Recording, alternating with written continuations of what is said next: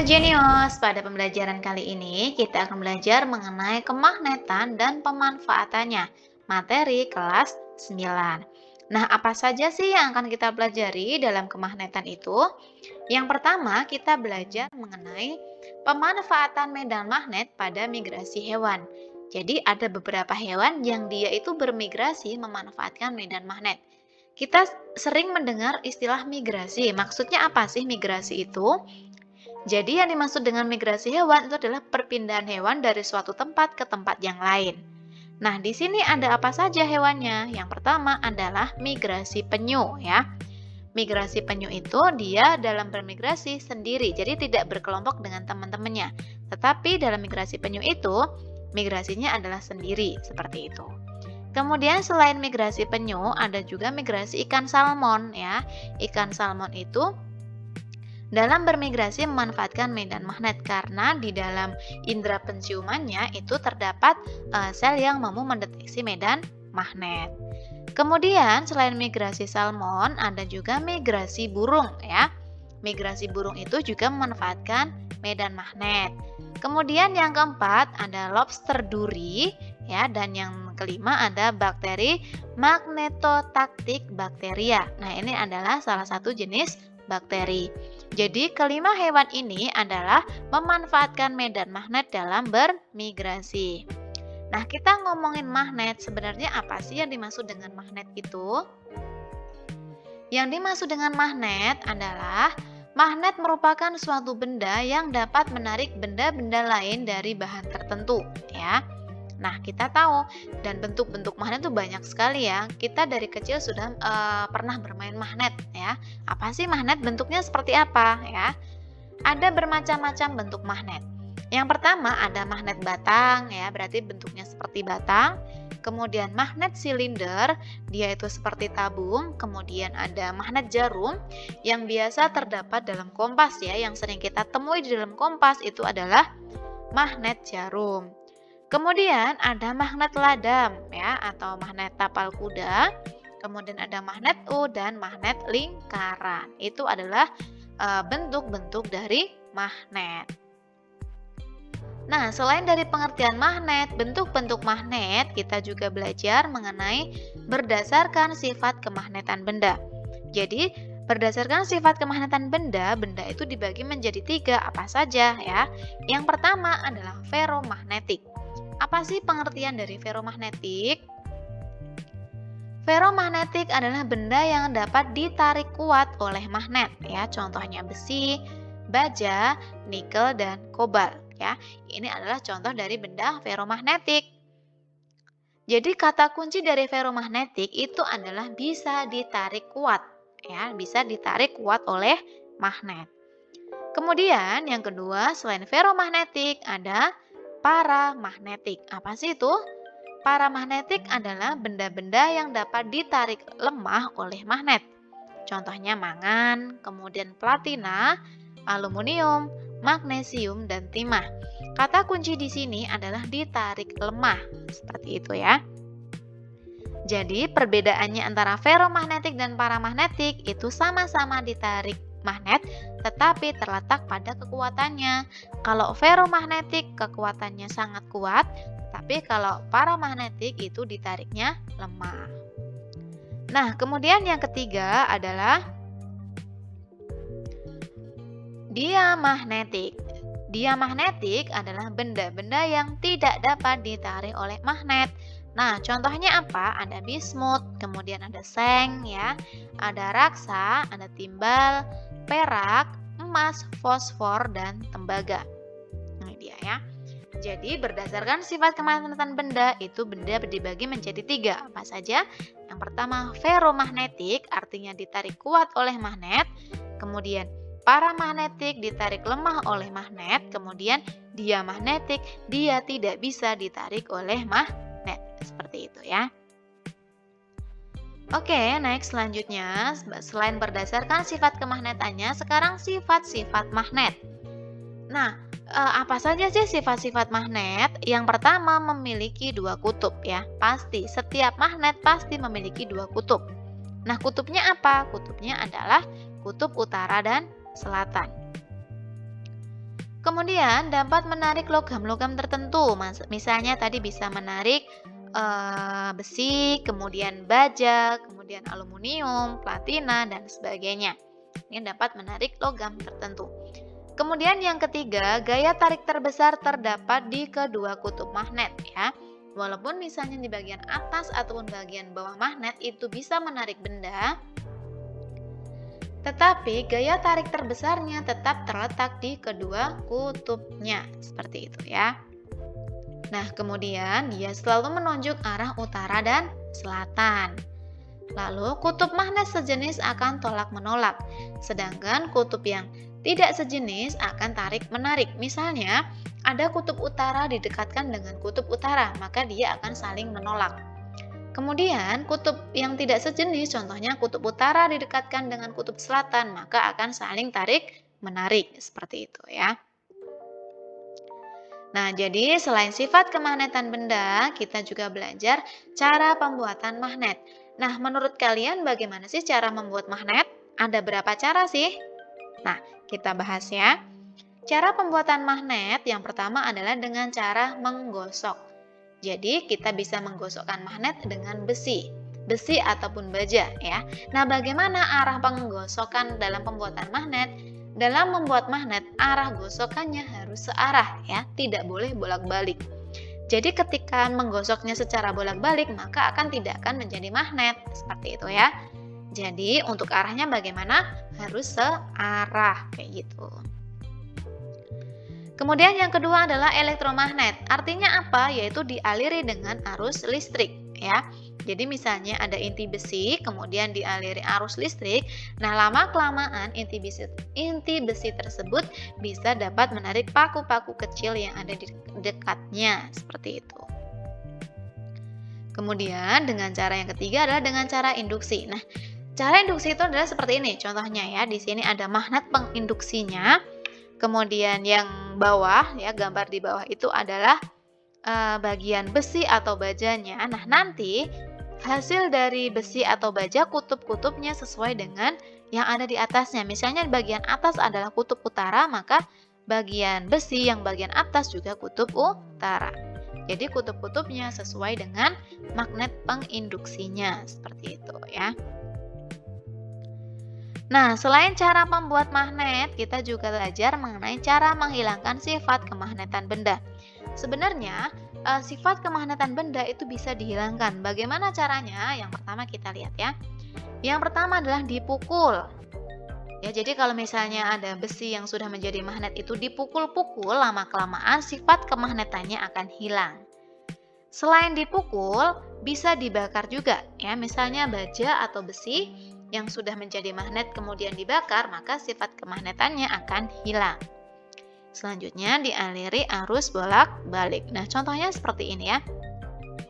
Misalnya ada magnet kemudian dipukul, kemudian dibakar ataupun dialiri arus bolak-balik, lama-kelamaan sifat kemagnetannya akan hilang seperti itu. Selanjutnya kita belajar mengenai perbedaan besi dan baja dalam pembuatan magnet. Jadi besi dan baja bisa dibuat untuk magnet ya. Nah, di sini ada kelebihan dan kekurangannya masing-masing. Yang kita bahas pertama adalah besi ya. Besi itu adalah mudah dibuat magnet, tetapi kekurangannya sifat kemagnetannya cepat hilang ya. Jadi sifat kemagnetannya akan cepat hilang. Oh iya, ini adalah contoh dari besi ya. Besi yang dibuat dalam pembuatan magnet. Kemudian selain besi, nah ini adalah baja. Baja sulit dibuat magnet ya, tetapi sifat kemagnetannya tidak mudah hilang seperti itu ya. Nah, ini adalah contohnya, misalnya ini adalah baja yang digunakan dalam pembuatan magnet. Nah, berdasarkan gambar ini berarti cara pembuatan magnetnya yaitu dengan cara digosok gitu ya, dengan cara menggosoknya seperti itu. Nah, selanjutnya kita belajar dengan medan magnet. Apa sih yang dimaksud dengan medan magnet? Medan magnet adalah daerah di sekitar magnet yang masih terpengaruh oleh gaya magnet. Ternyata medan magnet juga dapat dihasilkan dari arus listrik ya. Nah, ini adalah contoh dari garis-garis medan magnet ya. Misalnya untuk gambar pertama, gambar yang atas ya, itu ada kutub utara dengan kutub selatan. Ketika didekatkan, dia akan garis-garisnya semakin banyak ya, garis-garisnya saling tarik menarik. Tetapi ketika kutub utara dengan kutub utara ataupun kutub selatan dengan kutub selatan didekatkan, maka dia akan tolak menolak ya, garisnya akan keluar seperti itu ya. Selanjutnya, kita belajar mengenai penerapan elektromagnet dalam kehidupan sehari-hari. Nah, bagaimana sih? Apa sih gunanya elektromagnet itu? Yang pertama pada bel listrik. Jadi bel listrik yang kita kenal selama ini itu adalah contoh dari penerapan elektromagnet. Nah, selain bel listrik ada juga telepon ya. Sambungan telepon itu juga menggunakan penerapan elektromagnet. Kemudian selain itu ada juga saklar elektromagnet. Kemudian ada pengangkat besi ya. Pengangkat besi juga menggunakan elektromagnet. Nah, next selanjutnya kita belajar mengenai teori kemagnetan bumi. Ada yang sudah tahu apa sih teori kemagnetan bumi itu? Bagaimana sih cara kerjanya? Ya, oke kita bahas ya. Nah, di dalam teori kemagnetan bumi itu akan membentuk sudut ya. Ada dua sudut yang akan kita bahas, yaitu sudut deklinasi dan sudut inklinasi. Apa sih yang dimaksud dengan sudut deklinasi? Ini dia ya. Sudut deklinasi adalah sudut yang terbentuk antara jarum kompas dengan kutub utara dan selatan bumi ya. Jadi kalau sudut deklinasi ngomongin antara kompas dengan kutub utara selatan. Nah, sekarang kita lihat gambarnya ya. Nah, di sini arah utara dan selatan berarti menggunakan garis yang vertikal, garis ke atas ya. Kemudian ada daerah atau sudut yang terbentuk antara jarum kompas kemudian dengan arah utara selatan itu disebut dengan sudut deklinasi. Seperti itu ya. Nah, selain sudut deklinasi, ada juga yang dimaksud dengan sudut inklinasi. Apa sih inklinasi itu? Sudut inklinasi adalah sudut yang terbentuk antara jarum kompas dengan permukaan bumi. Ya, kata kunci di sini adalah permukaan bumi. Kalau permukaan bumi berarti dia garisnya ya garis horizontal ya. Berarti antara kompas dengan arah horizontal. Itulah yang dimaksud yang disebut dengan sudut inklinasi ya. Oke, selain teori kemagnetan bumi, kita juga belajar mengenai gaya Lorentz ya. Bunyi gaya Lorentz adalah jika penghantar berarus diletakkan di bagian dalam medan magnet, maka akan timbul gaya magnet penghantar tersebut. Artinya, jika arus listrik mengalir semakin besar, artinya gaya yang bekerja juga akan semakin besar dan batang pengantar akan bergulir dengan semakin cepat ya. Nah, gaya Lorentz itu biasanya kita bisa menggunakan kaidah tangan kanan, yang mana kita menggunakan 3 jari. Ibu jari itu menunjukkan arah arus listrik, kemudian jari telunjuk menunjukkan arah medan magnet, serta jari tengah itu menunjukkan arah gaya Lorentz. Seperti itu. Nah, bagaimana sih rumus dari gaya Lorentz itu sendiri ya? Jadi rumus gaya Lorentz F sama dengan B kali I kali L. Nah, apa itu keterangan dari B, I, dan L? Nah, jadi yang dimaksud F itu adalah simbol dari gaya Lorentz dengan satuannya Newton. Kemudian B itu adalah medan magnet dengan satuannya Tesla. Kemudian I adalah arus listrik dengan satuan ampere. Kemudian L adalah panjang dengan satuan meter. Nah, itu adalah untuk mencari rumus dari gaya Lorentz. Kita juga belajar mengenai pemanfaatan gaya Lorentz. Untuk apa sih pemanfaatan gaya Lorentz itu? Motor listrik adalah sebuah perangkat elektromagnet yang mengubah energi mekanik. Ya. Contoh pemanfaatan gaya Lorentz yang pertama adalah pompa, kemudian ada kipas, kemudian mixer, bor listrik, dan kipas angin. Karena kita sudah belajar mengenai kemagnetan, sekarang kita bahas mengenai contoh soal bab kemagnetan. Oke, siap ya, soal nomor 1. Bagian dari magnet yang mempunyai gaya tarik terbesar adalah A. Tengah magnet, B. Semua bagian magnet, C. Kutub magnet, atau D. Kutub utara magnet. Jawaban yang tepat adalah yang C, benar ya, kutub magnet. Jadi tidak hanya kutub utara saja atau tidak hanya kutub selatan saja, tetapi di kedua kutubnya. Seperti itu ya. Selanjutnya ke contoh soal nomor 2. Sifat kemagnetan suatu logam dapat dihilangkan dengan cara berikut, kecuali A. Dipanaskan, B. Didinginkan, C. Dijatuhkan, atau D. Dialiri arus bolak-balik. Di sini ada kata kecuali, berarti jawaban yang tepat adalah yang B. Didinginkan. Selanjutnya, contoh soal nomor 3. Pengertian dari sudut deklinasi adalah A. Sudut yang dibentuk antara jarum kompas dengan kutub utara selatan bumi. B. Sudut yang dibentuk antara jarum kompas dengan bidang horizontal bumi. C. Kutub yang dibentuk jarum kompas dengan bidang kemiringan bumi. Atau D. Sudut yang dibentuk jarum kompas dengan kutub utara magnet bumi. Jawaban yang tepat adalah yang A. Ya, jadi sudut deklinasi adalah sudut yang terbentuk antara jarum kompas dengan arah utara selatan bumi. Selanjutnya kita ke nomor 4. Gambar di atas menunjukkan 3 buah magnet batang. Jika kutub C adalah kutub selatan, kemudian B dan C tolak menolak, kemudian serta D dan E tarik menarik, sehingga kutub magnet pada A dan F adalah, nah kita perhatikan dulu di sini, C kutub selatan, ya berarti sebentar. Nah, berarti di sini C-nya kutub selatan ya, C kutub selatan. Kemudian berarti di sini B-nya juga kutub selatan ya karena tolak menolak. Kemudian D dan E tarik menarik. Berarti D-nya kutub utara, E-nya kutub selatan. Nah, sehingga kutub magnet A dan F adalah berarti apa? A berarti adalah kutub utara dan F juga kutub utara. Berarti jawaban yang tepat adalah yang D ya.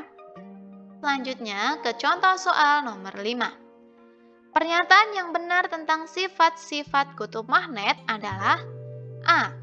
Kutub senama magnet akan tarik menarik. B. Kutub senama magnet akan tolak menolak. C. Kutub tidak senama akan tolak menolak. Atau D. Kutub selatan magnet dapat menarik semua logam. Jawaban yang tepat adalah yang B, ya kutub senama magnet dia akan tolak menolak. Nah, sekarang latihan soal ya, latihan soal giliran kalian untuk menjawab soal-soal tersebut ya. Bisa ditulis jawabannya di buku tulis kalian. Nomor 1 ya. Berikut ini adalah cara-cara yang dapat dilakukan untuk membuat magnet kecuali. Di sini ada kecualinya ya. A. Didekatkan magnet utama. B. Dialiri arus listrik. C. Digosokkan magnet utama. Atau D. Dialiri arus bolak-balik. Oke, next soal nomor 2. Berikut ini adalah hewan yang memanfaatkan medan magnet untuk melakukan migrasi kecuali. Ya, di sini ada kata kecuali, berarti yang mana? A. Salmon. B. Penyu. C. Lobster duri. Atau D. Beruang. Selanjutnya ke soal nomor 3. Peralatan berikut yang menggunakan sifat induksi elektromagnetik adalah A. Dinamo sepeda. B. Kipas angin. C. Solder listrik. Atau D. Televisi. Soal nomor 4 ya. Perhatikan data benda di bawah ini. Aluminium, platina, kemudian besi, dan keramik. Benda-benda di atas yang termasuk ke dalam benda paramagnetik adalah A. 1 dan 2. B. 2 dan 3. C. 3 dan 4. atau D, 1 dan 3? Ingat ya, paramagnetik berarti dia bagaimana tadi sifatnya? Apakah ditarik kuat, ataukah ditarik lemah, ataukah tidak bisa ditarik magnet? Selanjutnya ke soal nomor 5 ya, soal terakhir. Benda yang ditarik lemah oleh magnet disebut A. Paramagnetik, B. Diamagnetik, C. Neomagnetik, atau D. Ferromagnetik. Terima kasih sudah menonton video pembelajaran kali ini. Jangan lupa like, komen, dan subscribe, serta klik tombol lonceng untuk mendapatkan notifikasi pembelajaran berikutnya. Dan juga follow akun sosial media kita di Instagram @rumahbelajarjenio, @kakakjenio, serta di akun TikTok @kakakjenio untuk mendapatkan tips and trik cara mudah mengerjakan soal. Sampai ketemu di video selanjutnya. Bye-bye.